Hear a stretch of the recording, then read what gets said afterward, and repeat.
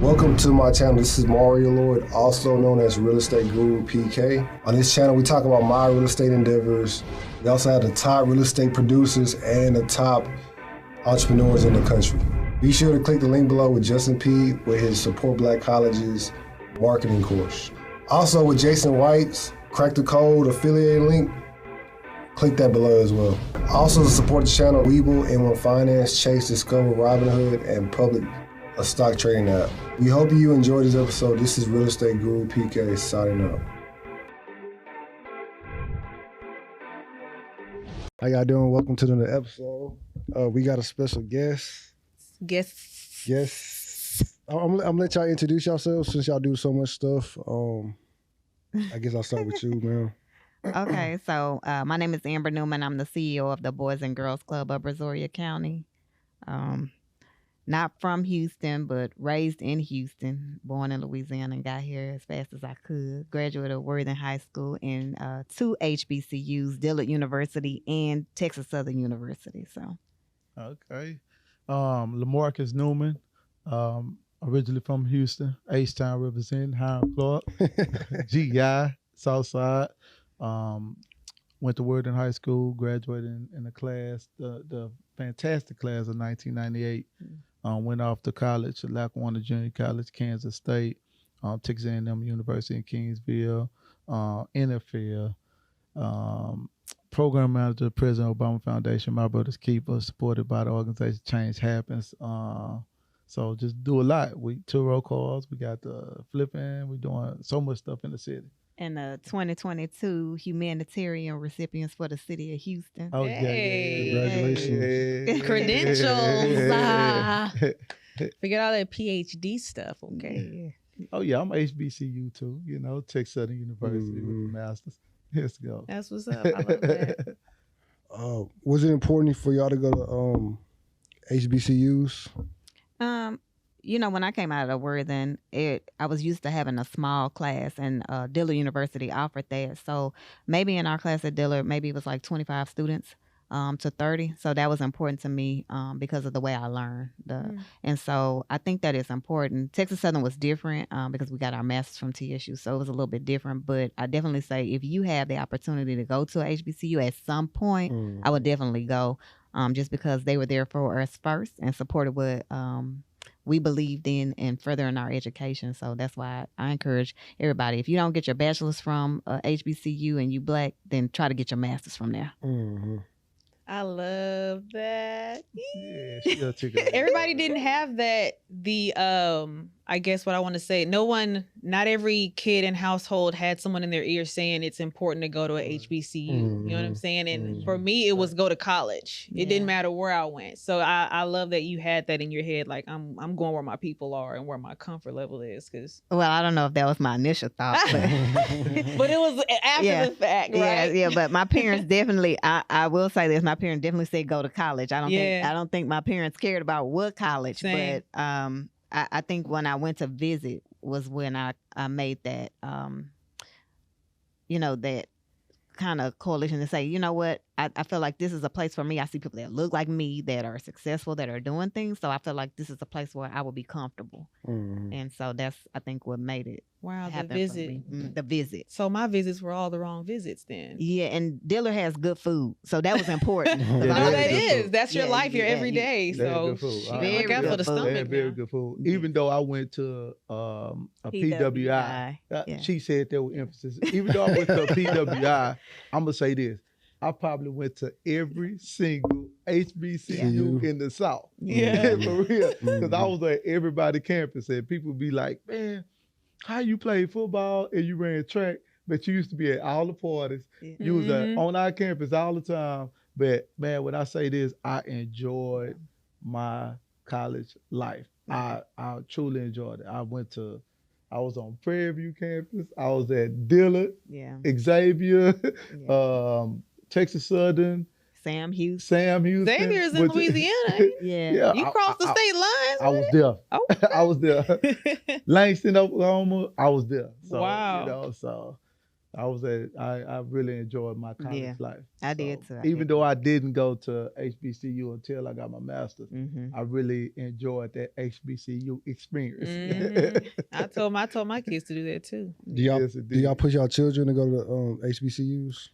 We kind of let them decide kind of where they want to go. We have a older child. He did not go to a HBCU. He actually went to Independence Junior college. But he in did Kansas. sign at Jackson State at first. Yes, at first he did. Yeah. And the two younger ones, one is in high school and one is in junior high, and we just kind of let them make their own decision as to what school they would feel comfortable going with. But they definitely know about HBCU. Know where we at? They took them on a tour. Yes, we took them on a tour. That Sure is did. so good to do. You do it yourself. Yeah, yes. we went to we actually drove by McNeese. We went to well, McNeese is not an HBCU. Yeah, it was PWI, but we went to Dillard. We went to Dillard. We Dillard. drove by Xavier, and then we also took them To to Tuskegee. Oh, for real?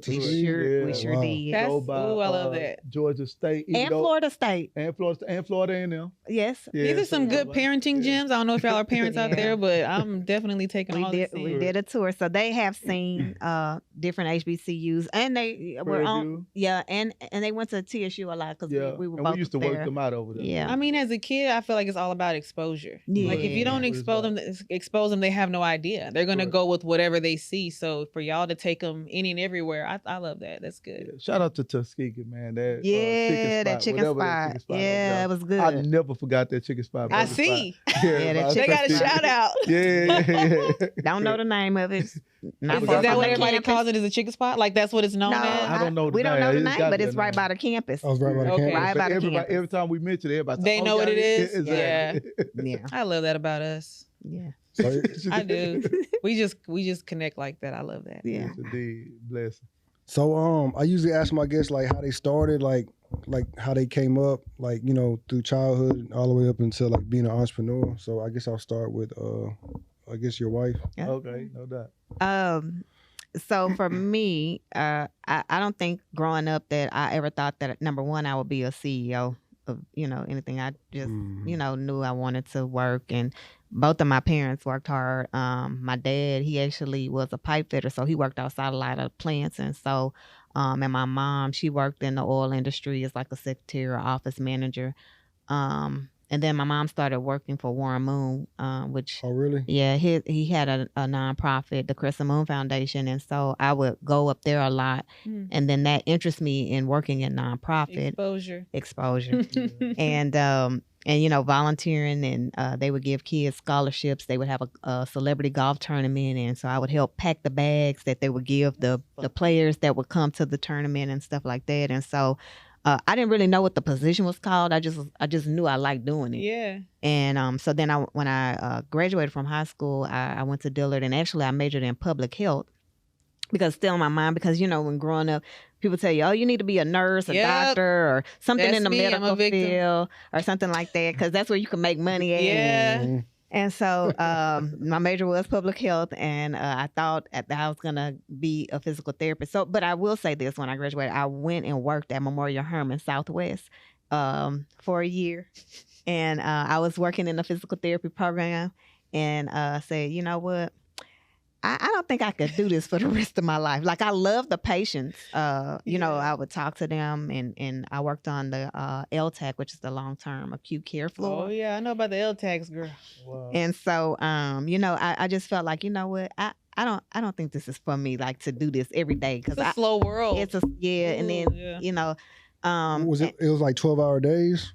No, it was 8-hour days, but Okay. it was just like the getting patients up, pulling on them, and I'm not that big, so it's kind of like it put a lot of wear and tear on your body too, Mhm. especially if you're doing occupational therapy and physical therapy. Mhm. It's a great profession. I love those people that are doing it, but I just felt like that's just something that I couldn't do. And so then I wound up interviewing for Houston Hospice, and I was interviewing for a position in their fundraising department, which we call development, because hospice is a nonprofit as well.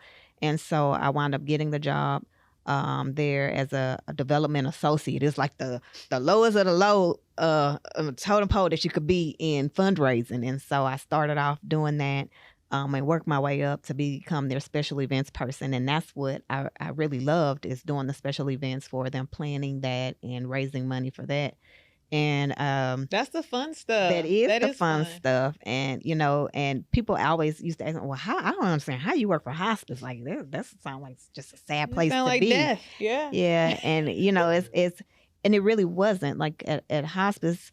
The patients there, yes, they are in their last days, but it helped you to have a different perspective when you walk down those hallways. And like, we used to get emails and they would say, hey, this patient doesn't really have family here, like if you could go in there and talk to them or read or something like that. And so sometimes I would go in there and read to patients even if they were non-responsive. Then you had some that were responsive and they were very lively. And and sometimes you would ask them like, hey, tell me something that you remember in your life, and just some of the things that they would share, Wow. and you just kind of reflect. That's a good question to ask too. Yeah. And so there at hospice, they would do balloon releases for those that they lost. Mm-hmm. And so it was just something different. But we raised a lot of money, and I had the opportunity to meet a lot of people. A lot of people don't know this, but the Bush family is a big supporter of the Houston Hospice. And so I actually had the opportunity to have an event. They know how to party. Shout out to the Bush. Yeah, the Bush family. Networking ain't no joke, huh? The Bush family. And so I actually had the opportunity to meet and be mentored by Barbara Bush. Oh, for real? And so that was that opportunity within itself made the whole hospice experience for me like something that I would never not want to have. And so after that, I worked in nonprofit, the Houston Food Bank, as a director. And so we, at the time, were getting our master's from Texas Southern University, and we took a study abroad trip to Ghana. And we went to visit the NEMA school, and the kids, they sang for us, they greeted us. That's a blessing. It was an experience. Wow. We went to visit the slave castles that President Obama went to. I can't handle that. I would cry. And we saw the door of no return. So it was a very breathtaking experience. And then walking in that experience, you can even smell like the stench of the people, like of their flesh being, where they were. And so it perspective change. It was definitely. Wow. And so I, grateful, that Texas Southern had that program for us to be able to go to see that. And what is it called? The NEMA school is where we went, but then we went to the slave castle where they had, and it's a door, and it's called No Return in Ghana. And so when we went there, we went to the NEMA school, and the kids performed for us, and they were so hungry. Wow. They were so hungry for education. And, in their villages would walk miles. Some of them had shoes, some of them didn't. And from the Ivory Coast. And so I told my husband, I was like, man, I wish my kids was this hungry for education. Yeah. But you have to put it in a perspective, right? Yeah. So our kids, we are used to us dropping them off at school. It's all there. It's not really, provided. And so I told my husband, it definitely is. And so I told him, I said, you know what, when I go back home, I feel like I want to do more. Like, he was like, what more do you want to do? Like, hungry. you already do so much. Like, what you want to do now? And I was like, I think I want to be a CEO of a small nonprofit where I really feel like I can make an impact and difference. And he was like, okay, cool. And he's a person that if you tell him you want to do something, he gonna push you to do it, right? Like, make sure you run it. He gonna be on you like rice on gravy and making sure you're doing it. So I'm like, okay. So we get home. And I said, well, I think I'm going to wait a year. He was like, wait a year for what? Like, what you waiting on? We need you now. Yeah, he was like, Exactly. He was like, go on apply. In those words. Yeah. Just those words. And so I was like, man, this crazy. I was like, okay, well, let me just look. I said, I'm going to look and see. Literally, there was two jobs, right? I only applied for those two jobs. Both of the jobs were in Brazoria County. So I'm like, okay, God. Clearly, you want me to be in Brazoria County. And so I applied for both of them. One was for the Boys and Girls Club of Brazoria County, and the other one was Habitat for Humanity of Brazoria County. So, fast forward, got a call from the Boys and Girls Club first. They said, hey, we want to conduct a phone interview with you, with some of our board members to see if you would be a good fit. Did the phone interview. On that conversation, they said, hey, great, thank you. We'll be in contact with you. And I said, okay, great. So maybe like a week or so later, they call me back. They're like, hey, we want to schedule for a second interview, and it's going to be face-to-face with all of our board members. And I was like, oh, okay, cool. No problem. And so I go in for that interview. It was a face-to-face. Literally, it was a chair in the middle of the room. And then it was like a table, and it was like 15 people at the table. I pictured that. Yeah, it was like 15 people at the table. But thank God I was the only child because I could talk to anybody. Yeah. Like, so that wasn't an issue for me. Yeah. During the interview, they asked me questions, asked me why I wanted to be a part of the Boys and Girls Club. I told them, like growing up, like after my parents got a divorce, we moved here to Houston, and I was a latchkey kid, like literally in elementary as a latchkey kid, going home, calling my mom to let her know I made it home safely. And I said, you know what, if this program is available for any kid, I would like to be a person leading this because I know how it feels, right, to be a latchkey kid. And so I told them, they said, well, how are you at fundraising? So I said this as a joke, but I was serious. So they said, how are you as a fundraiser? And I said, oh, well, I have a great reference. You can call my dad and ask him, and he'll probably tell you I'm a great fundraiser because I know how to ask for money all the time, right? So, and they laughed about it, just kind of break the tension up in the room. And then from there, just kind of went with the interview. Broke the ice. Yeah. And so I hadn't heard back from them after that interview for a little bit, and then I got a call in between while I was waiting from Habitat for Humanity, and they called me and was like, hey, we're so sorry it took so long. We had to get a lot of things in place, and we want to know if you're still interested in interviewing for this position.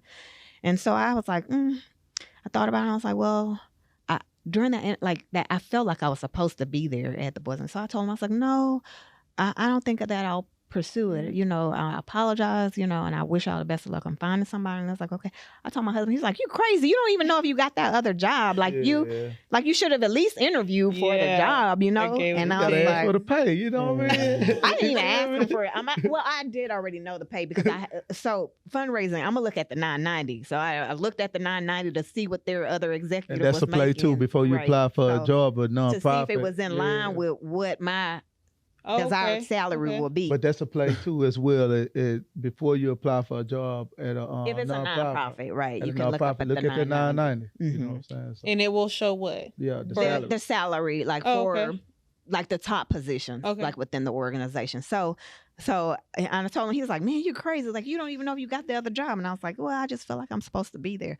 Literally, like the next day or maybe 2 days later, they called to offer me the job at Boys and Girls Club. Wow. So I just felt like I was supposed to be there. God was like, girl, let that go. Yeah. So good. I got you. Yeah. So go to sleep. I know. So that's what it was. And I, have been there 7 years. And, oh, wow. Aside from working there, we do a lot of our own kind of businesses and stuff and trying to give back to the community in some kind of capacity. So that's kind of how I got my start in dibbling and dabbling and being an entrepreneur as well on the side. Awesome. Do you create programs? We do. For real? Baby, you? We create programs to advance our kids, to just show them something different. One of the goals that I said when I told them, I said, I know I've never been a CEO, but if you guys take a chance on me, you won't regret it. And so I hit the ground running. And so just the number of things that we have changed and done for those kids, a lot of those kids before, they had not been out of the community. We set up a meeting with Mayor Turner when I got the position and sat down in his office and talked to him. I said, listen, I'm not asking you for any money. What I'm asking for is opportunities for my kids.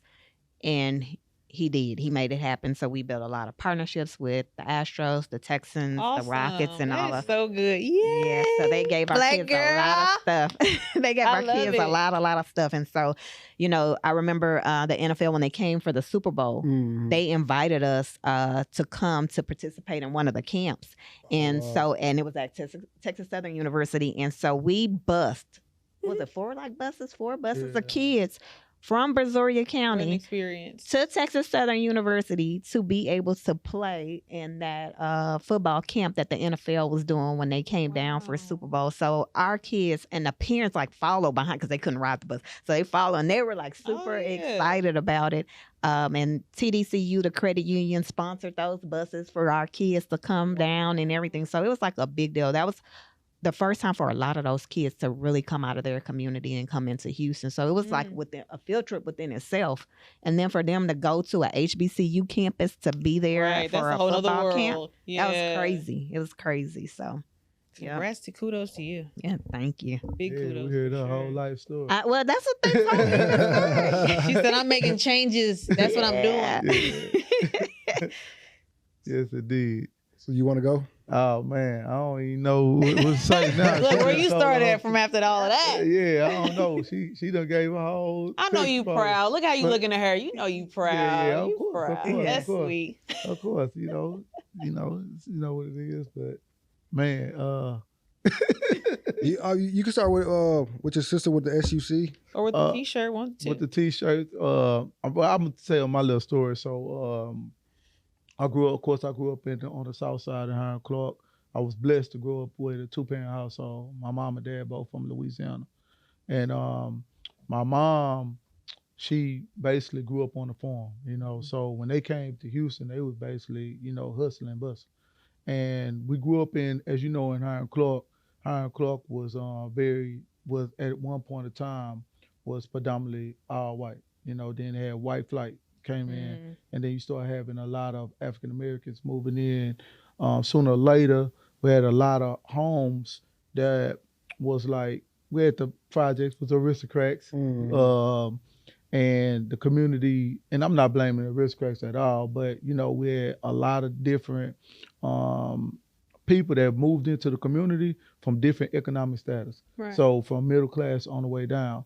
So going to high school, man, going through school, I felt like it was a lot of tension going on because you got middle class with the lower class kids coming up wearing nice clothes, and then you have some kids that basically couldn't really afford those things. So grew up a lot. It's a shock, a lot of fighting and things like that. So during elementary, I kind of struggled a little bit because I guess I was more so, just felt like, just basically like just struggling with school a lot. You know what I mean? So by the time I got to 6th grade, I actually failed the 6th grade at Dollar. Oh, really? Yeah, I failed the 6th grade at Dollar, and pretty much, man, I'm gonna say probably 80% of the 6th graders failed at Dollar.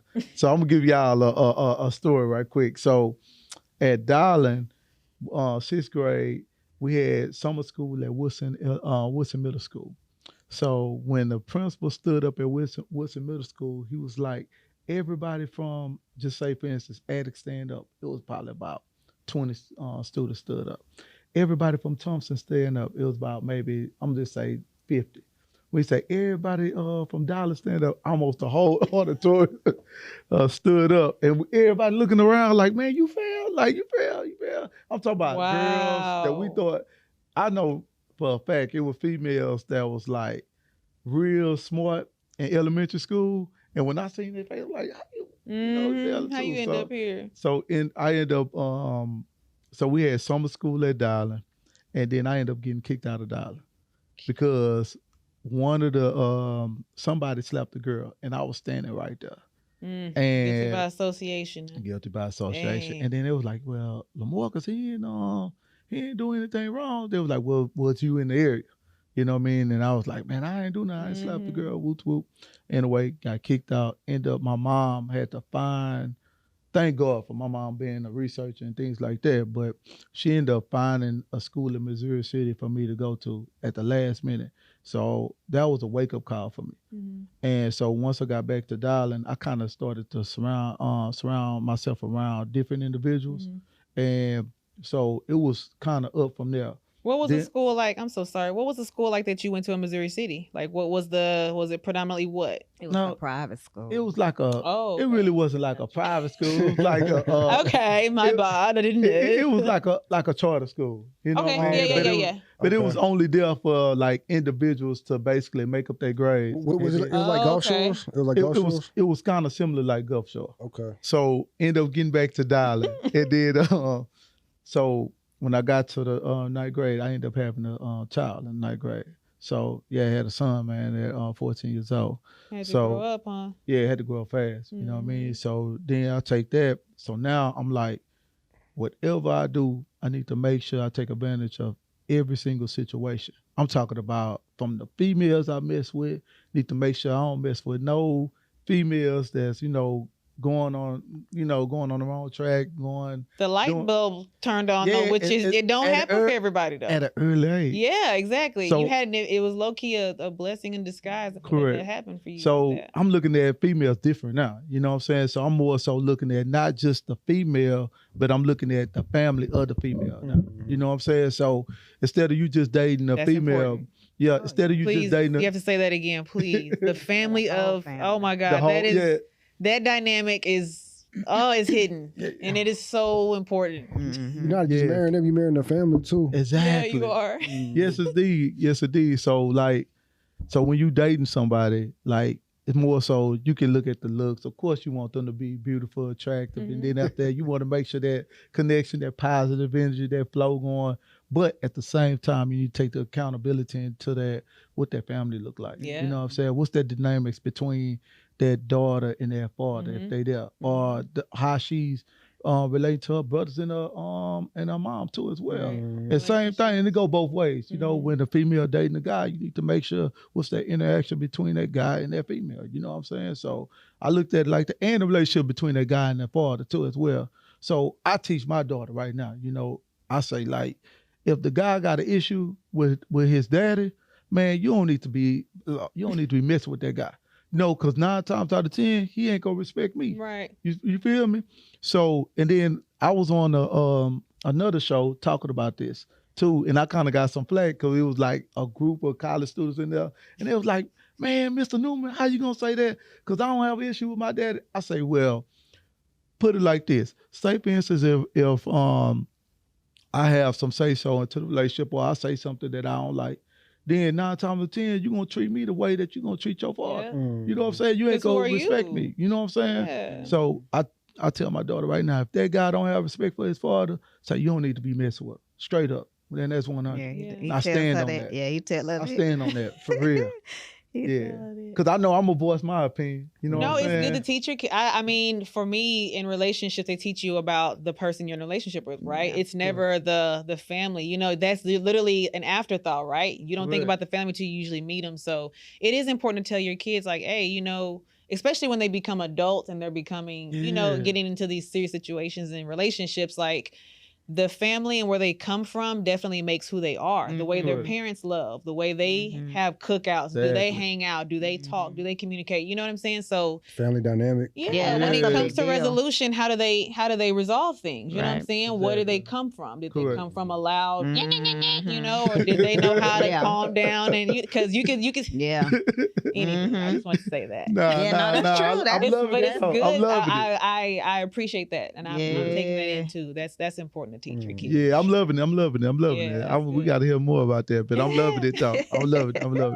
But that's just something that I stand on, to the fact that, you know, you got to be able to respect your family, you know, and have respect for your mom as well as your dad. You know what I'm saying? And I think that's one of the things of growing up in a 2-parent household that I look at, where I hold my dad just accountable as I hold my mom. So a lot of times what you see is when individuals grow up in a single parent household, like they mom can do all kind of wrong stuff. And then soon they daddy do like, don't make a phone call or don't return a text. You want to like, I ain't talking to him no more. You know what I'm saying? And then mom done slap you. Mom done talked about you behind your back. Mom done stole from you. Mom done took money out your bank account. But you ain't going to say nothing about mama. But when daddy didn't return the text, now daddy done tore up the world in your life. It's you know over what I'm saying? now. Yeah. Exactly. Like, the impact is different. Yeah, impact is different. Yeah. So I hold both parents accountable. And then I want my kids to do the same thing when they date an individual.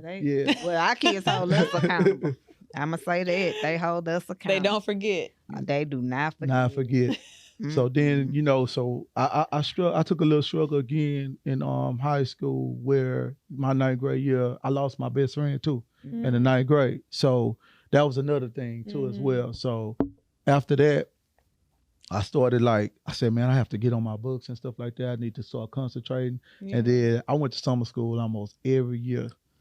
I was You are faithful summer Can't school. stop, won't stop. Summer school. I was faithful summer school. Did y'all have to pay back then for summer school? Yeah, man. Lord. Oh, Who man, paid? man.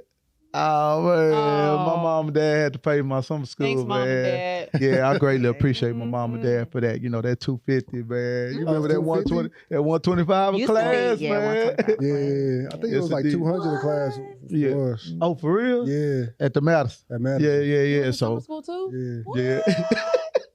Dang, at our school, it was like, ooh, if you were in summer school, it was like a dark light was shined on you or something. It was a thing to be in some. Well, maybe not for the ones in See, summer school. when we was in summer school, it was like that a little bit, and you remember too, like. Yeah. But at the same time, like when I got to Worthing summer school, Worthing had one that year. 1 year of summer school, it was it was- fired up. I What didn't do you even, mean by that? I didn't Like, even go to summer school, but I heard about it. Yeah, like, it was fired like up the, like what? it was Like the talk lit? of the town. It Yeah. was lit. Like so they we had, had- like you wanted to go. Yeah. Oh shoot. Look, Oh, we okay. had Free Pizza Friday. for real? Man, shout out to Dr. Dr. Evans. Shout out to Dr. Ryan Hey, Evans. Dr. Evans. Evans, Ryan you might be my cousin or something. I don't know. Yeah. So look, we had Free Pizza Friday. So free pizza Friday, you know, in summer school, 9 times out of 10, You wasn't you gonna wasn't go going to Friday. school on Fridays. Mhm. So we got Going Free that Pizza Friday, and then we had a concert every Friday. So yeah, little Kiki perform everything, man. It was wide up. For summer school? Summer Yeah. school, man. Summer school. Okay. I went to summer. I'd have been happy to go to summer school. Yeah, but you didn't go to Worthing summer school. That's where you Nah, messed so- up. That's Nah, where you man. messed Summer up. school wide The up. man. neighborhood makes a difference, that's Yeah. for sure. Yes, it did. So I'm gonna tell you this: at Worthing, something different between Madison is Worthing. We had a lot of teachers that actually went to Yeah. Worthing. There was alumni. Okay. So they Oh, really okay. it was Product that- of their own. So yeah. They're proud to go. yeah, Oh, they were proud to go, absolutely. and they were proud to make sure these kids learn. You know, do the best that they keeping can. up It with the sounded like they just tradition. tried to keep Tradition. y'all Keeping up with the motivated to- tradition. Correct. Yeah. So they knew what it took because they walked Yeah. those halls before. Mhm. You know, so I had a lot of teachers that man vouched for me. Just like we still have relationships even to Yep. the day. To the you day. know. Wow. So they was more so of mentors back in the Mhm. days. So great coaches, Coach Elliott, we had Coach Brown, legendary Oh, Coach yeah. Brown, Coach Ronnie that- Burleson, Coach Coach Burleson. Burleson. So we had Yeah. good coaches. And so then I go on from running track in high school and playing football to getting a scholarship. And it was and that was a story within itself. Mhm. Signed with Oklahoma State. End up my grades wasn't good. Mhm. I at the time I was a qualifier, but nobody told me that after signing day that you still have to keep your grades up. Oh, you thought you was done. Yeah, I thought I was done. You signed it down the line. Well, yeah, you do good. feel that way. You Yeah, know what I mean? that makes sense. It's to a feel that way. Yeah. contract. You signed Scholarship. that down the line. Mhm. You good. So Mhm. end up, having fun. You know what I'm saying? Senior year. Did you go to class? Sometimes. Sometimes. Look, did you go? Wow. Were you at least on the attendance sheet? Well, I had to Signing and leaving. pass, you know what I mean? But Yes. at the same time, you got to be able to keep that GPA up, you know? Oh, okay. So I The was GPA passing. has to match whatever your ACT, Yeah, SAT it's a score graded is. It's a So, scale. Kids. I think back then it was an 820. Now I think it's a 940. Mm. But your GPA is a greater scale. Your GPA have to line with that ACT score. And or the So, SAT score. Yeah. So Hated therefore, that test. Well, that's- Oh. That's the NCAA Oh. rules. yeah. So you got to NCAA make sure. eligibility. Yeah, the Yeah, eligibility. and you can check that out on NCAA Clearinghouse. Yeah. So anybody listening to this, make sure you go to NCAA Clearinghouse and If check you that if out. you have a child participating in sports and want them to get a scholarship, go to that guideline. They're the grading. They're grading scale. So go from there, and then after that, get a call like in July. So I'm working out. I'm ready to go to school and everything like that. Coach Cal Cagney from Oklahoma State called me with Coach Kaiser. He was like, "Man, we got you on speakerphone right now. Look here." He said, "Man, you didn't qualify. Ooh. You're gonna have to find another school to go to." I was like, "What?" I'm like, "Man, I don't know how I'm gonna tell my mama about this." Yeah. You know what I'm saying? bruh. Like, and I was like, dang, I was like, shoot, coach, what I'm gonna do? You know what I'm saying? He's Yeah. like, well, I'm gonna give you a call back. So they ended up calling me back and they said that they're gonna find me another school to go to. So they talked to one of the coaches at a school in Pennsylvania. and gave me a call back. They was like, well, we found a school for you to go to, and gave me the contact. You need to call this coach tomorrow. He's going to be expecting your call. So I ended up calling a coach named Mark Duda, and he was like, well, I got one scholarship left. Ooh. And he was like, and it's for you, but it's up to you. He said, we all the way in Pennsylvania. And I was like, what? When you said Pennsylvania from the get-go, I'm like, man, I'm from Texas. You know what I'm saying? Like, it's cold. You know what I'm saying? Like, I'm like, Pennsylvania, I don't know nothing in Pennsylvania. You know what I'm saying? The only thing I know is Penn State. So, University of Pitts. So then after that, my mom was like, well, I ain't about to pay for no flight. You can get your bus. I was like, dang. Yeah, it's already looking down. Yeah. So I made a decision, like, man, might as well just go to school. You know what I'm saying? Just bite that bullet. So got on the bus 2 days and a half, 2.5 days. On a bus? On the bus. Oh, you rode the bus for 2 days? Yeah, 2.5 days from Houston to Scranton, Pennsylvania. Yeah. Dang. 2 days and a half. So you had to sleep on the bus? Yeah. Straight. I'm talking about every stop, bro. Louisiana, every stop, all these country towns through Mississippi, Alabama, you know, take you through Georgia, South Carolina, North Carolina. Man, I know all the stops. Virginia, DC, Delaware. Oh my God. Yeah. Pennsylvania, you know what I'm saying? Maryland, a lot of thinking time. Baltimore, all that. Yeah, a lot of thinking time. Seeing where I messed up at, you know, thinking about, man, I should have never did this, you know what I mean? Why did I ain't do this? Why I did this? You know, I should have never hung with this person and stuff like that. So I ended up getting to school, man, and it was a blessing. Got an opportunity to play for an awesome coach. So go from there, went to a small school in Kansas, Cloud County, just to run track. Went to Kansas State, met great coaches over there, Coach Phil Bennett, who's coaching at North Texas. So you worldwide now. You done became. Yeah. I was in college. I'm going to pen relays. We had Hampton, you know, Kings Dominion. Going to all the parties up there on the East Coast. Yeah, you networking Brooklyn. In college. Exactly. Going home with different people, building those relationships. Yeah, those are lifelong relationships. Exactly. So you don't even think about it when it's happening either. Correct. And then me, Brian McKinley, who we helped, you know, I gave him an insight on going to University of Miami. He become one of my sister. His sister. My sister told him about Miami. He ended up going to Miami. He wasn't even going to take the trip to University of Miami. He ended up going to Miami, and he became one of the best linemen to play at University of Miami. But go from there, go to Kansas State, end up transferring to Texas A&M University, Kingsville, meeting my mentor, Dal Green, who I met at the NFL Super Bowl party, asking him to mentor me. He played 21 years in the NFL. That's a long time. Oh, yeah. Dang. Fastest man in the like NFL. 3 careers in one. One of the fastest men in the NFL. Wow. Yes, indeed. And then we built a relationship because he heard about me from one of his family members. And, you know, I ended up staying up there with him and then getting a shot at playing in the NFL, San Francisco 49ers, and going from there to working in the NFL. Yeah. And then I ended up working with the government, and I stayed with the government for 7 years, traveling the world, learning different language, know how to speak a little bit of Arabic. Let me hear something. Let me hear you say something. Salam alaikum, kaifa halik, hamdulillah, zin shakbar, shoot into hilwa. You know what I'm saying? Now what did he say? What did he say? You don't know what he said? Some words. What did he say? She could count. Yeah, I can count. But so we also lived overseas too, in the Middle East. Cool. Yeah.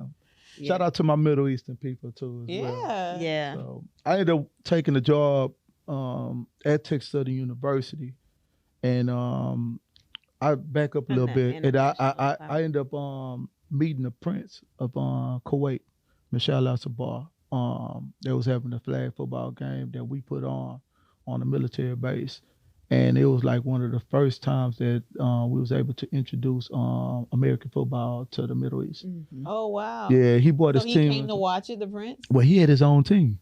Oh, Yeah, he so- loves football. Yeah, he for loves real? football. American football. American football, and I didn't even know who he was. So I'm sitting up there having a conversation with somebody. You and with he- the Prince? Yeah. And he have a throw bone, and we having a conversation talking about football. I'm like, man, this guy know too much about American football. He calling names out. J.J. Watts was with the Texans at the time. J.J. Watts, and he knew all these different players and stuff like that. And then up there, I started seeing the news cameras coming, and they interviewing him. Like, man, oh, he's somebody. You know what I'm saying? Mhm. So then we sat down, we talking more about football, and I was like, man, let me get your contact right quick, you know.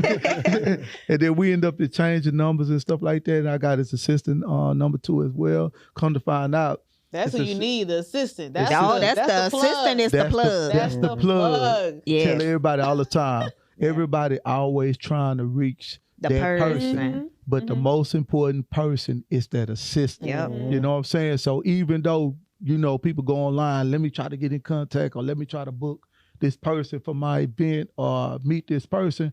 No, you go on LinkedIn and find that assistant and reach out to the That's right. assistant, Yeah. build that relationship with that assistant. And then now you got the Because they key, got the you know what I'm schedule. saying? They got everything. They know Yeah, everything. they know the everything. move. They know everything. They know everything about The that publicist person. too. The publicist Exactly. too. Yeah. Published too True. as So well. true. So end up meeting the Prince, and then we gained that relationship. So I took a job at Texas Southern University and was able to leverage that relationship with the Prince to be able to bring $41 million into a HBCU, Yeah. Wow. which wasn't done before through international. Congratulations. affairs. You know what I'm Yeah. saying? Ooh. So Now that's giving back. Yeah. So doing that, and Did they give you a plaque for that? Oh, he got a lot of recognition, not necessarily from Texas Southern, but from the city, from Because that's from overseas. That's yeah. So you know, in the Middle East, the culture is very big on respect, right? Correct. And so, Exactly. like, if they feel like you're somebody, and he told them, hey. If you send the kids here, I'm gonna take care of them, and because him and the Prince had that relationship, the Prince trusted him, and he knew, so he sent all his kids. And one thing about the Middle East is that they pay for their kids to go to school, so they run their bill up, and then they just take their black card and just one swipe, and that just they zeroes pay for everybody balance everything. out, right? Wow. So international Wow. tuition is like between 11,000 and 14,000, right? Right. And we talking about per semester. Per semester. You know what I'm saying? So you're looking at that, it's $28,000 a year For one So student. we got up to almost 1,100 students, total international students. So you can imagine swiping that times 28,000. You know what I'm saying? Say, God bless. yeah. Yeah. So they, And they the take- children, yeah, too. they definitely do. So I got a lot of recognition from the city of Houston.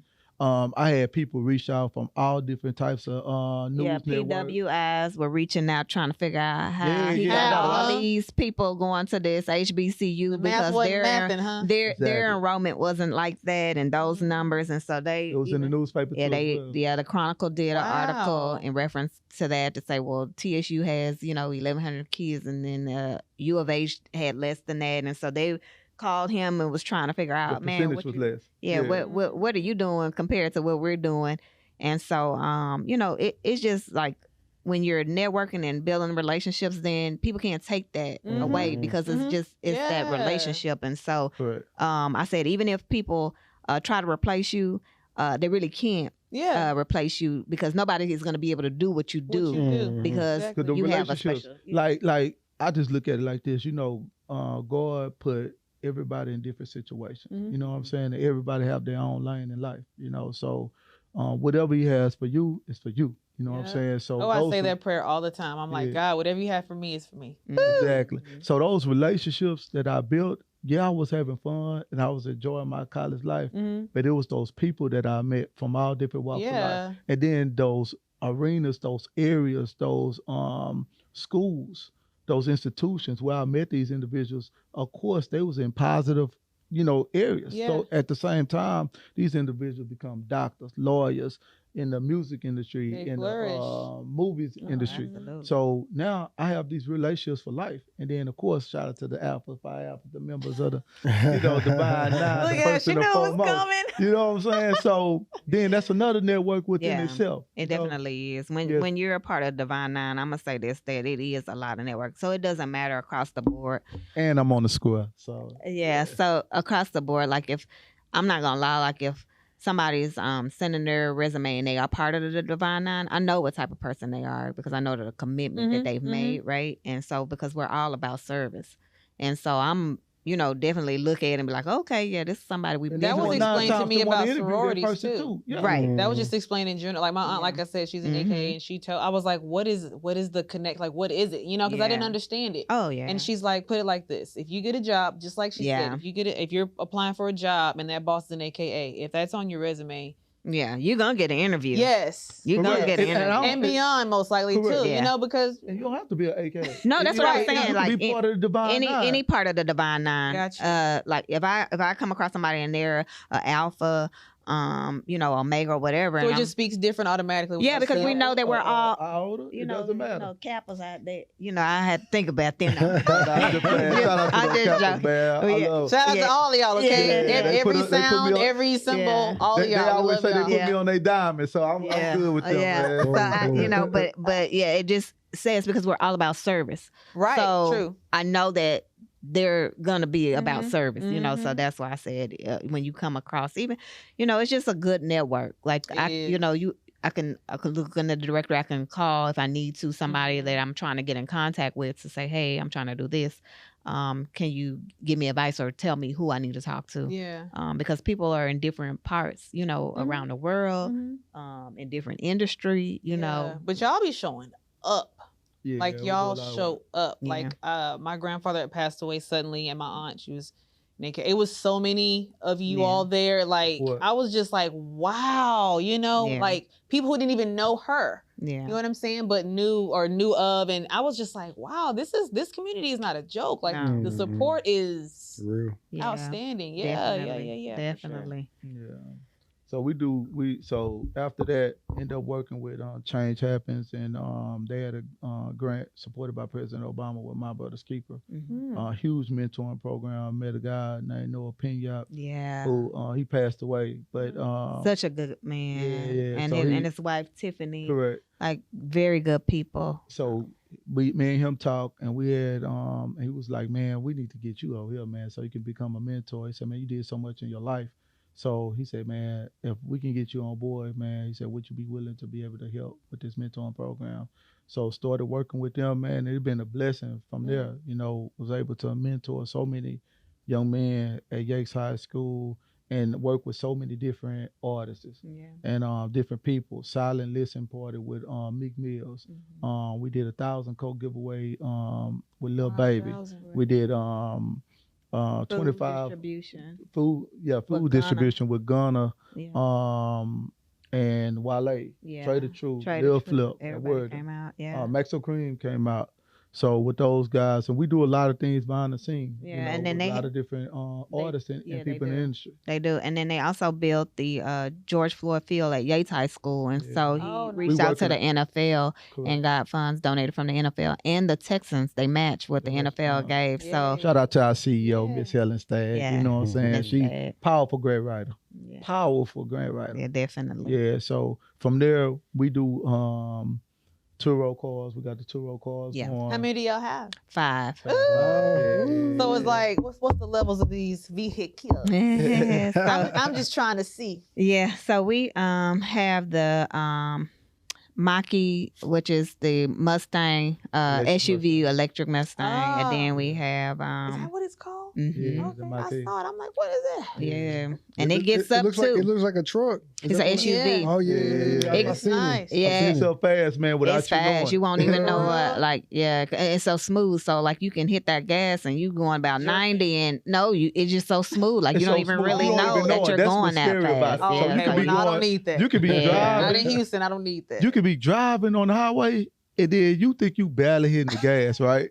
And then you'll look down and be like, hold on, 90, what? 95. You know what I'm saying? Yeah, it's crazy. So smooth, without no kick or anything like that. It really gets up, and then is that a popular one? Yeah, and no, I think the Fusion is the Fusion. Yeah, the Fusion is a Fusion hybrid. Yeah, because it's really good on gas and it's a hybrid. So like a lot that one. You never think. Yeah, you but think of the luxury cars would be the but high, that one, that one is always out. Like that one is rarely like with us. Stop lying. And wow. I wish I would have got another Fusion. Yeah, that's what Wow. we said. Yeah. And then the next one is the Land Rover, and then we have a Genesis G70, and that one does really well too.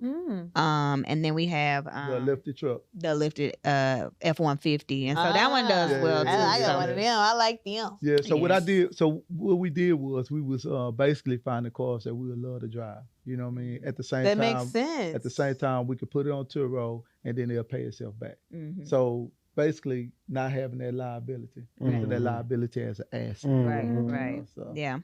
And so that's one thing we did, and we invested with some people on on the some Airbnb Airbnbs. project. Yeah. 14 unit. Yeah, Yeah, and it's Third in Ward. Third Ward. Correct. And we have that, A and lot of people then doing that in my neighborhood. They're Airbnb the houses out there. Oh, yeah, but you know what? They going well. I'm gonna say Staging this. them and- Yeah, Yeah, I'm gonna that's say good thing. this. That's good, but I know how your neighborhood is, so they might want to just kind of What? Calm down. Yeah, Yeah. calm Why? Tell me down. why. I want to know. You know, we because want to know. I will say this, and in Pearland they have changed some of the things to with Yeah, Airbnb. I So heard- like, I heard Like rules and stuff. or- yeah, so they put some laws in place because what it is that You mean You- Pearland, Texas? Pearland, Texas. Yeah. I yes. used to live there. I got my rims taken because I live close to Hiram Clark area. Oh, okay. Apparently. Yeah. I would Okay, never yeah, you was order on that. the, you was on the line. Hold on. I I was. gotta say this though. Off of And West Orem. Yo, I gotta Yeah. say I this. said, y'all quick And with he it. can attest to this.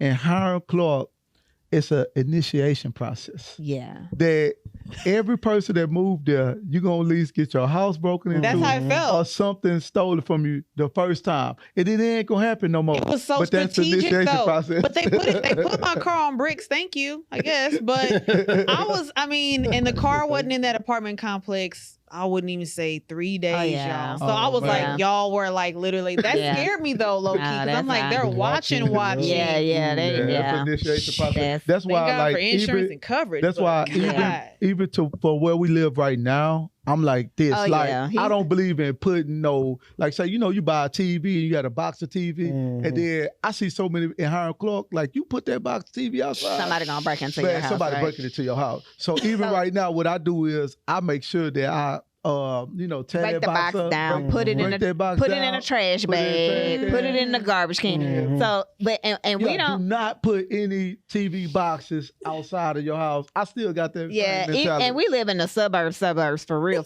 So like, ain't nobody But like still, really we don't like coming. people in our business either. Yeah, Right, but right, that's right. the why thing. you get a TV? So he still had that mindset of Right. like Hiram Clark mindset. Somebody so watching. I'm like, these people ain't watching like that out here. Like it's not even a bus line out here. Like Yeah, ain't but- nobody coming out here like You that. never know. Yeah, but you that's never his know. mindset. But anyway, she. If y'all are if y'all yeah. are far and few where y'all at, then they might really be watching y'all then. Well, there's enough of us. Okay, it's a good balance. Yeah. There's a good balance. Okay. So we do the app. Change the Airbnb. subject on Yeah, that so because it's a like, you never know. it's an Airbnb. We do Airbnb, but so the new project that we're working on too is the Biggest Boss Conference with Tiffany McIntosh. So we our Boys and Girls Club supported 30 of our kids within our club to Yay. be able to go to have lunch with Awesome. Master P Shout and out to Romeo. Tiffany McIntosh and Calvin Yes. too. And Gotta give out Brother Calvin, you Brother cannot Calvin. forget Brother Calvin. Yes, And Brother so, Calvin, we didn't forget you, yeah. brother. yes, indeed. And so we definitely are supporting that event, lending a hand to try to make sure they have the right people in the room. And Tiffany come with so much energy. Oh man. yeah, she has like major energy. Like Mm. that's somebody. If you Like, get around you her, excited yeah, and she shit. makes you excited. Like she Yeah, makes she you does. really, really excited. Yeah, she make you even if your faith just smaller than that mustard seed, she gonna make you believe. Oh Mm. man, we Yeah. can do Wow. it. Anything is Let's possible. go. So she Mm. fired up, man. Shout out to her. Yeah. And then also Patrice and what she doing. Yeah, with the Dr. G Unity. Allen. Dr. Allen, She's yeah. with the G Unity program, and so they're also gonna have a segment where the kids that won part of the G Unity program, they're going to be talking about how that looked and what they went through and what they're working on now. And so for those that don't know That about would be so good. yeah, and That's it's gonna be like good. kids talking about it, right? So Yeah. then the kids are in the room to It's hear about it, relatable. right? Yeah. And for those that don't know what the G Unity program is 50 Cent.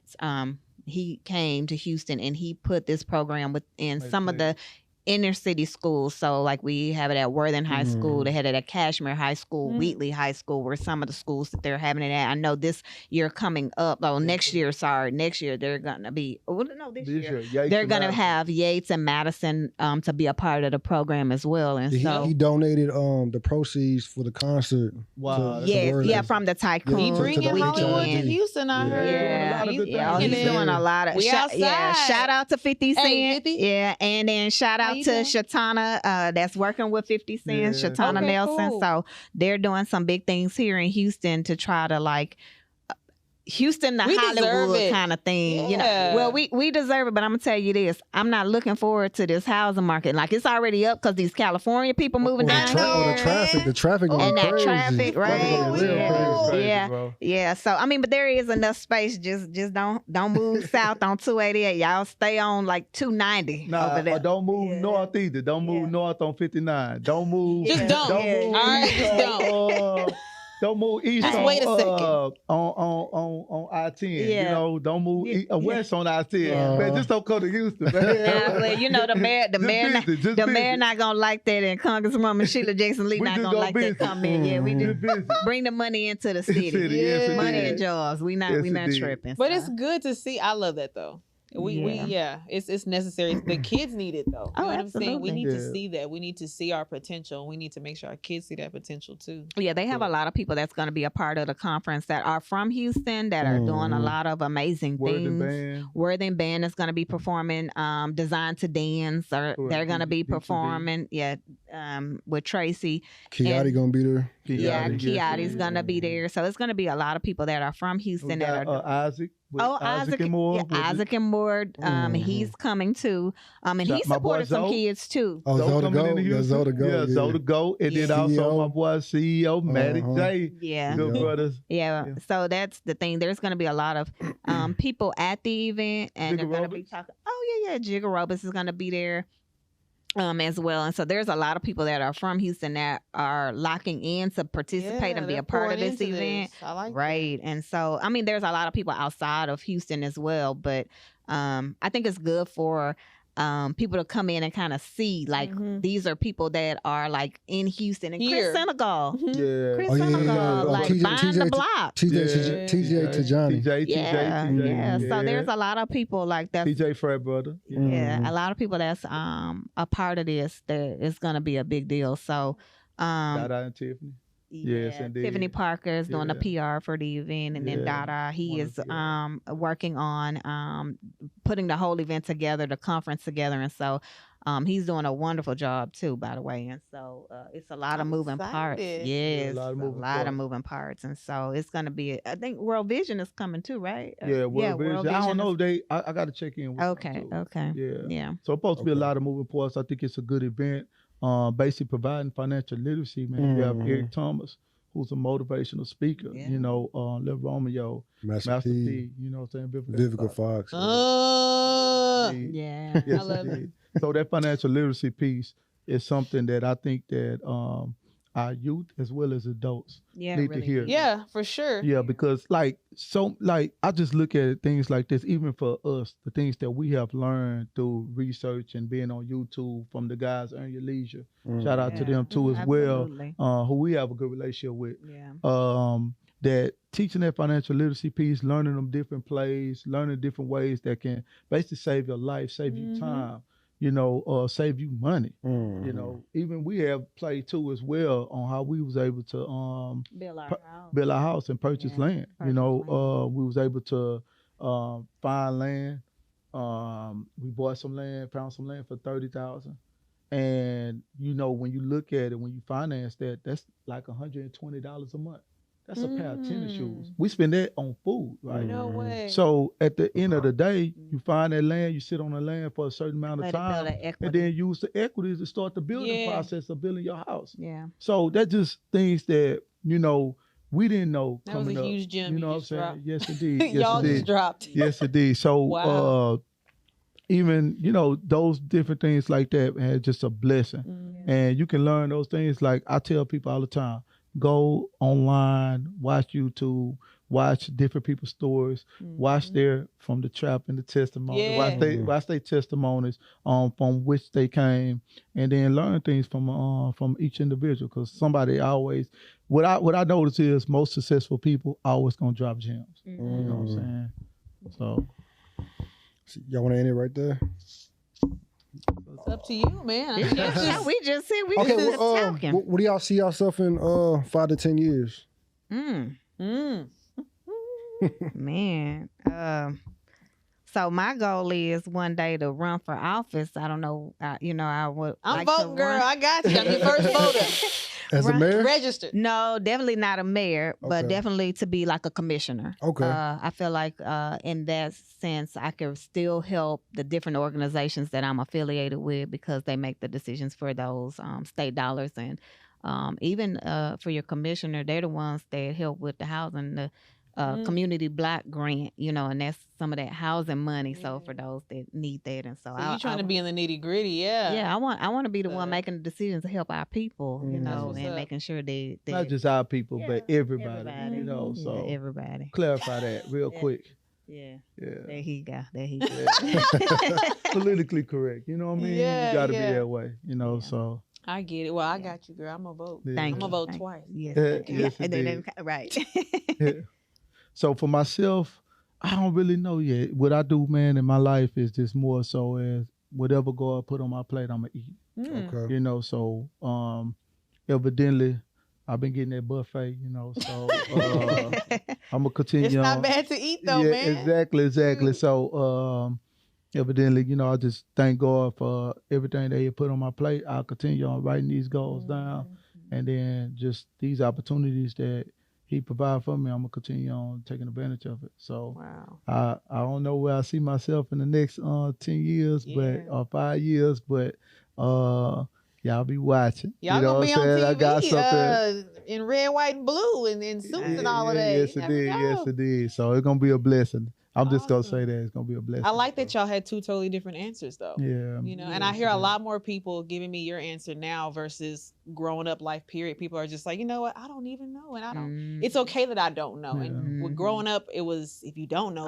It's a bad thing. You know what I'm saying? Like you don't have it together. You don't know what you're doing. So I appreciate y'all's answers. That's sweet. That's good. And then I look at like my life is like, I don't question God, but I have been like, how many people from the area that we grew up in the inner city, to go to a school like a Warden High School, where predominantly African American high school, lower economic area on Sunnyside, Hiram Clark, and get the opportunity to sit down with a prince. Or yesterday, get an opportunity to sit down with the Attorney General and have dialogue with individuals like that, or being able to have conversations with presidents of companies and CEOs from Fortune 500 companies.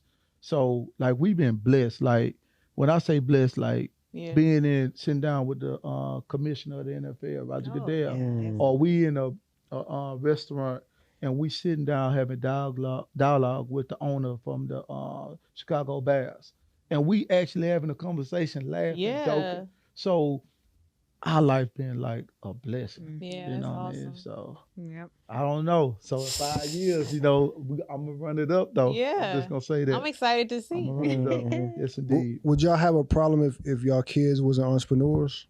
No problem at all. No problem? No problem. Yeah, we encourage them to be entrepreneurs. Actually, What if they don't want to go to college? I feel like we not doing that. We not doing that because My I feel college like- graduates here. I'm gonna say this: we already have them prepared to go to college. Okay. So they participate in extracurricular activities. So therefore, the way we set that base, the way we set their foundation is for them. If they want to be successful in this sport and they want to reach their ultimate goal in this sport, it's no way, shape, and form that they gonna have to go to college. You see what I'm saying? Yeah. Yeah, and the thing about it is it's nothing wrong for those individuals that don't go to college. It's nothing wrong with that. But I feel like when you go to college, you are exposing yourself to over 10,000 people on that campus. Correct. That Networking. even if you want to start your own business, I have a student now. One of my kids, she goes to Dillard University. Amari, she actually has her own business that she does on campus. And just imagine, like, you wouldn't have had the opportunity to touch that many people at one time. Even if you are starting your own business, and a lot of people, say, "Oh yeah, college is free." It's not, but it helps you to develop relationships, which is the most important thing Put you that you can outside do on your own. Yeah, right. And so my thing is, like, I definitely, expect for my kids to go to college, and I feel like this. And we pray this all the time for each generation in our family to become better than the next. Yeah, we pray for our great grandkids. And so the thing about it is, if we have a master's. My husband and I and my kids, the expectation is for you to be better than us. Beyond, exactly. Right? So then you need to at least achieve what we've achieved, and that would be a master's degree, and then move forward to something else, right? Eventually, we want to get our doctor's degree too as well. So that's something that's in our plan too as well. Yeah. So we ain't mentioned that, but that's something that we have. Y'all gonna do it? Yeah, yes it did. Yes it did. So, but that's just the thing. Like, we just have that expectation, and it just helps enhance whatever you're trying to do. Right. Because just like this podcast, right? Like, just say you thought about this on a college campus, you could have had kids coming from that stay in your dorm or whatever coming through, and then the podcast would have blew up because telling dorm stories the or parents, they're gonna tell their parents to watch it, and they may be from Kentucky, right? And then you got people from all over. That's from all over. We just talked about that. Yeah, so then you say, hey, you know what, man, I'm gonna interview you because you're from Mississippi, right? And we're gonna talk about what's going on with the water situation out there, right? If you're on a college campus, and then they gonna tell all their people, yo, watch me, I'm gonna be on this podcast. That's how DJ School got around because of the college students in the military. Right. And then I'm gonna say this too as well. When you look at it like those connections and being exposed to that, look at DJ YL. DJ YL, he's one of the top DJs in Saudi Arabia. So when he was out here in Houston at Texas University, he told me, he said, man, he loved to DJ. I said, do you have DJ equipment? He said, yeah. Okay, so what we did was let him DJ for our International Day. Boom, I say, okay, he jammed, he playing all good, yeah. You know what I'm saying? So what we're going to do is we're going to put him on the TSU 90.9 radio station. Doors. So once he was on the radio station, boom, he kicked it. Opened so many doors. Now he's one of the top DJs in the Middle East. Wow. Blue check, everything on Instagram. And then we also had somebody, Rose, Model Rose. Yep. So she was somebody that did photo shoots out here in Houston. And as you know, in Saudi Arabia at the time, she's like one of the first female models from Saudi Arabia. So it's kind of taboo, just to do that. Back in the days, in their culture. So, but now look what she's doing now. She's like one of the top models. She's in LA. She's with Paris Hilton. She's with the Kardashians. She's with all these different people. So on their college campus, there's just so much exposure over there. People get the opportunity to see who you are. You know what I'm saying? They enjoy your personality, enjoy your spirit. And then after that, they're going to want to share their spirit around the world. You learn about people too. Exactly. Learn so much about people. Yeah. That's true. Yeah.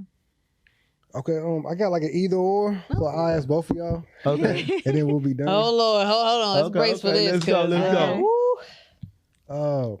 Rental property or Airbnb? Oh, Airbnb.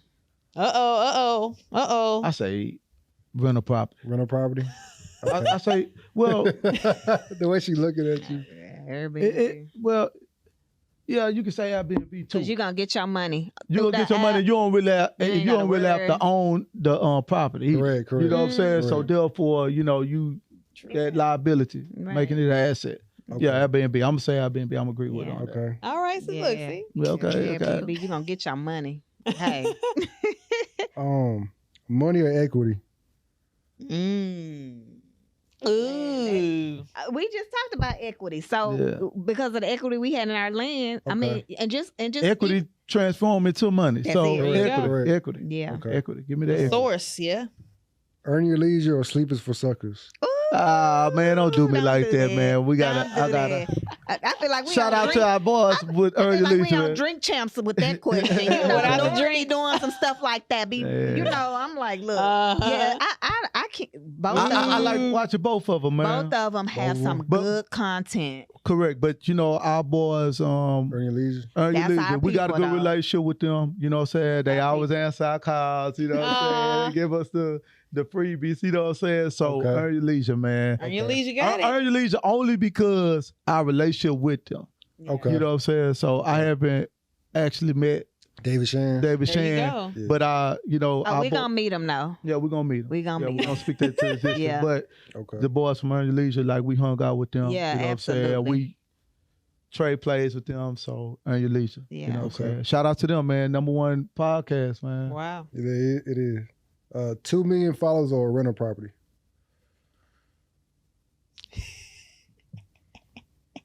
The followers can get you some. Rental property, man. Money I'm caring about the next generation, man. Okay. All right. Give me the rental properties. I Okay. could care No, less because about the She said, followers. I don't know. I need my Them people 2 million followers can get you some money, Correct. and then True. you could buy a property with the, you know, with the following of the. But if I have as many properties as I have followers, then after that, 9 times out of 10, the followers gonna follow me anyway. True. Because I'm popping in the city. yeah, Let's that's go. true. That's Yeah. Let's go. Look, you love him. You know you love him. yeah. Okay. Dream champs or Earn Your Leisure. Man, okay. I'm saying Drink Champs. I love. You know, I love both of them. Yeah. For different But we still reasons. gonna say Earn Your Leisure. Earn Your Leisure. There you go. But I did like the show with Drink Champs when they had a couple of them when they had 50, when they had Jay Prince, and they had somebody else. They had Lil Flip. when they had the shout out to the Houston culture, but on Jay Prince, man, and the reason why like I got so much respect for him is because when we was young, man, we used to go to the Dwight Jones basketball camp. Mm-hmm. And my mom used to send me there every summer with my boy Sid and Eric. And Jay Prince used to come out and talk to us, man. Yeah. For real? Yeah, I'm talking about every summer, come out and talk to us, and we shared dialogue. You know, we used to talk to each other and stuff like that. So every time I seen him somewhere, he always spoke. So at the end of the day, you know what I'm saying, love Drink real Champs, person. because what they got Yeah. for the culture, interviewing individuals, talking about their testimony of their life. Mm. But, you know, Earn Your Leisure, man, you know what I'm saying? They get straight to the point, though. It's more so about the relationship. You know Yeah. what I'm saying? Okay. I'm loyal to the relationship. Yeah, definitely. I So would just be- like one of y'all doing something and, you know, y'all doing y'all thing, we got to support y'all. Mhm. You know what I'm Okay. saying? And I'm Support also me. about that. Respect. 850 credit score, $1 million. Oh, that 850 credit score all day. I'm gonna say $1 million. the $1 million, I knew because you with was the gonna $1 say million, I could pay everything off. And then after that, I could run the play. I could give me Feel like I'm about trying to get I to could it. give me about 2 LLCs, Okay. right? And then after that, make sure that I'm leveraging my LLC to Okay. get that A+ rating on that Duns and Brad. Okay. Now I ain't got to worry about the credit score too much. On that credit score between the 600 and 700. Oh, And y'all then heard after it. that, my Duns and Bradstreet, I got A+ on all my business, and I can run the play with that. You know what I'm saying? What credit score? Yeah, What? yeah, What? Yeah. What? But you know your credit score have to be good. You Yeah, know what I'm okay. saying? Yeah, But that $1 million, you know, I can run some plays with that. Okay. You know what I'm saying? My daddy probably over there thinking that girl should have said that $1 million. Keep it out of my pocket. You know what I'm saying? Tour or Airbnb? Airbnb. You Airbnb? said Turo? Yes, ma'am. I'm gonna say Airbnb. Oh, yeah. I'm gonna say Airbnb because it's a lot of. Man, but Turo, I'm going to say this. It's good. Is the Turo's return good. quick on Turo? Though? Yeah, Just as it quick as an is. Airbnb. It's the same. It's the Okay. same. Same? Well, no, I'm going to say no, it's not, because you don't have to furnish your car. You got to True. furnish that Airbnb. True. Yeah, you do, yeah, And you it's do. a lot of You're little gonna- things you're that gonna can spend make more and break money. your Yeah, you're Airbnb gonna spend too. more money with that Airbnb because you got to furnish it and Gotta it's get a some other TV. things, right? Mhm. But my Turo car, I just got to keep it clean and maintenance. Mhm. You know, gas. It's a give and take. Oil It's a give and change. take. Or what you Yeah. can do is you can get you a credit card. Boom, you got $5,000 limit on the credit Sam's credit card. card. Boom, go swipe that credit card to get you some furniture and everything else, and then your Airbnb gonna pay that Pay that credit card back back, and then you're gonna continue on running that money without Yeah. any Yeah, but you liability. still Let's gotta go. pay it back Let's with go. that profit. Let's go. Let's go. I'm still Let's saying go. Turo. Let's go. You feel me? Let's go. Okay. Kansas State or TSU? HBCU, man. I gotta go with the HBCU. HBCU? man. Okay. I gotta go with the HBCU because of that experience. Those professors, And shout out to TSU. So I sit on the board, the advisory board for the School of Public Affairs, Barbara Jordan, Mickey Leland They look School out of for us Public a lot. Affairs. So definitely I'm gonna stick with TSU. TSU. And shout out to the staff members, man, that they've been holding it down since 2010 at TSU. You know what I'm saying? Like individuals, they have a lot of staff, people that's there, that works there, That really genuinely care about the kids. genuinely care about the kids. Yeah. You know what I'm saying? Not a paycheck. Especially the people that have been there since back in the days and they still working there. A lot of them alumni, like a lot of them have gone there Most as well. of them. Most Really? of them. Most Wow. of them. And then they still there. They still doing their thing. They care about those students. Mhm. And you have to have a heart to be able to work on the HBCU campus Yeah. and want to give back Yeah. to those Mhm. students. Yeah, you do. You know, because them Mhm. students coming from all different walks Yeah. of life. Yeah. You know, you have students that's homeless. You Yep, have students true. that sleep in their cars. Yeah. That is so true. So at the end of the day, if you working on an HBCU campus throughout the nation, shout out to you. You know what Yeah. I'm saying? True. Yeah. That's it. That's Yes, it. indeed. That's Bless you. it. Thank y'all. Okay. Thank y'all Yeah. so much.